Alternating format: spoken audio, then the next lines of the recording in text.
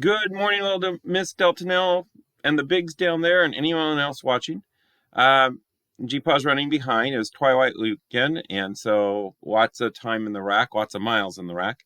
And I wanted to read this book today. Yesterday was the 85th anniversary of the start of the Battle of Britain. This book talks in part about that, and I thought this would be a great one. I found this at Odyssey in Port Angeles, so this is another one of those that we found when Logan and I were visiting Odyssey. It's written by Mara Rockliff and illustrated by Daniel Duncan. The Girl Who Could Fix Anything. Beatrice Shilling, World War II engineer. There we go. It looks like that's one of the Spitfires there. So we're going to see lots of designs and whatnot in this.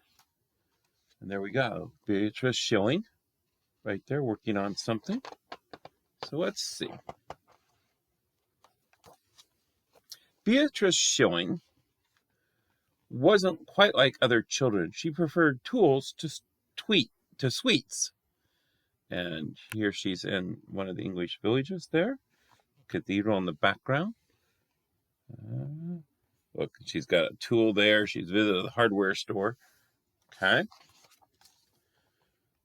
Tools were so marvelous for making things and fixing things and taking things apart. Beatrice could make anything. And an erector set, she's made a spinning wheel there. And she could make anything and fix anything. London Broadcasting Station calling. And that's a radio that she's made there, right? That's pretty cool. And when she took a thing apart, she put it back together better than before. So it could make adjustments and make things work better than they were. Now, it looks like her mom might be a little concerned about this. One day, Beatrice and her mother went to London to meet a woman named Miss Partridge. Miss Partridge was an engineer. Her work was bringing electricity to villages, and she wanted a clever girl to help. Beatrice was going to be an apprentice engineer. That's pretty big. It wasn't easy work. Sometimes Beatrice made mistakes. Oops, looked like she fell through the roof. But she loved learning something new. Miss Partridge said Beatrice should study at university. That's a pretty big step. Beatrice wasn't quite like the other students. Notice they're all guys. So Beatrice is breaking barriers there. She was clever with her books, but even cleverer with tools. In her spare time, she tinkered with her motorcycle. So there she is. And then she took it to the racetrack, where she found she wasn't quite like other riders either. First woman motorcycle racer. She was faster.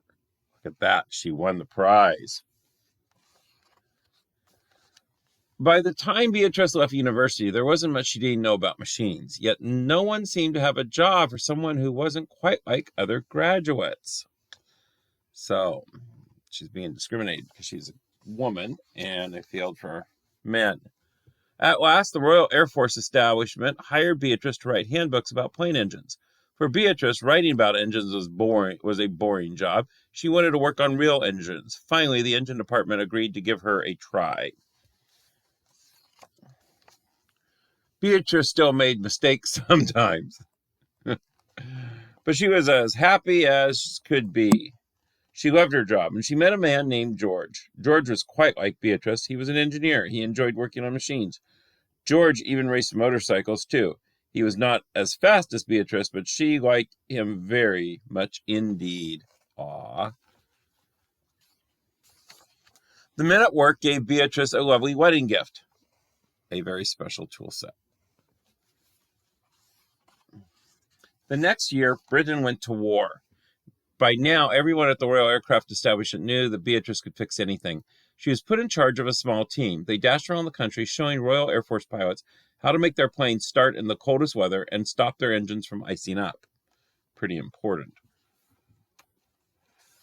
Fighter pilots were like acrobats. They drove and spun and twisted, trying to shoot down the enemy without being shot down themselves. British fighter pilots flew Hurricanes and Spitfires.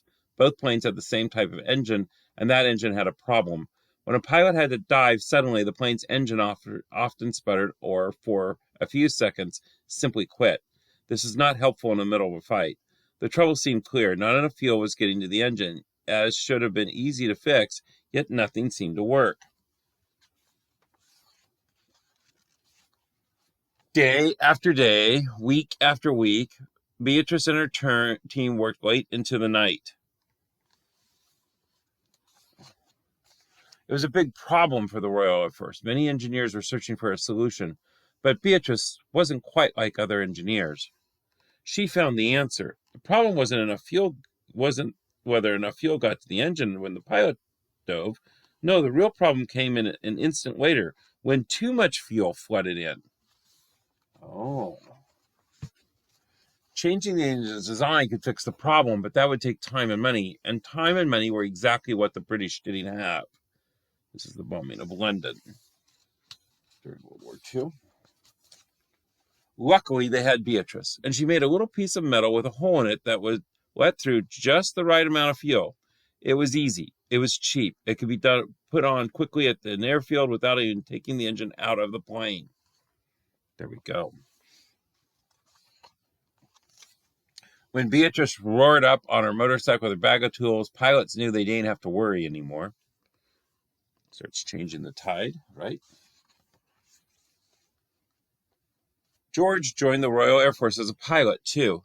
He and Beatrice missed each other terribly, like other couples separated by the war. They wrote each other letters about what they'd do when they were back together. Maybe they should have a baby. Of course, George and Beatrice weren't quite like other couples.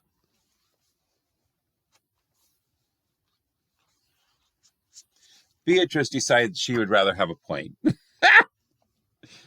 That's awesome. And here's a detailed biography about Beatrice Shilling. And what do we say? After her marriage, Beatrice called Miss Shilling to her face. Behind her back, some of the men called her Tilly. Beatrice, indeed, much like a Tilly, small and strong, practical, and good at getting the job done. So she would go on quite some time doing things. Wow. I have to read the biography here. In 1949, Beatrice honored by King George VI with the Order of the British Empire. 20 years later, however, she retired from the Royal Aircraft Establishment without ever reaching a top post. Such jobs were held only by men. Beatrice had other things to think about. She had a new Jaguar, the fastest car in Britain. Still, if she took apart the engine, perhaps she could make it go just a little faster. A great book. There are a lot of sources about her as well.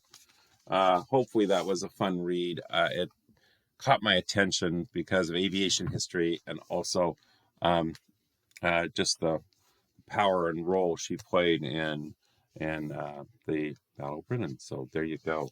Hopefully that was insightful. All right, I gotta hustle up here. Lots of love out there. So let's do our sign off. We've got Nux up here. We got a high five. We got a low five. We got a twist and a twirl. We got love to you, Little Miss, to the bigs watching. Give them hugs for me. And also happy anniversary to Mama and Papa. That's tomorrow. And to anybody else watching, hopefully you found that enjoyable. It's a great book, a great bio at the back as well. So take a look and learn more about Beatrice Shilling. All right, take care. Bye-bye.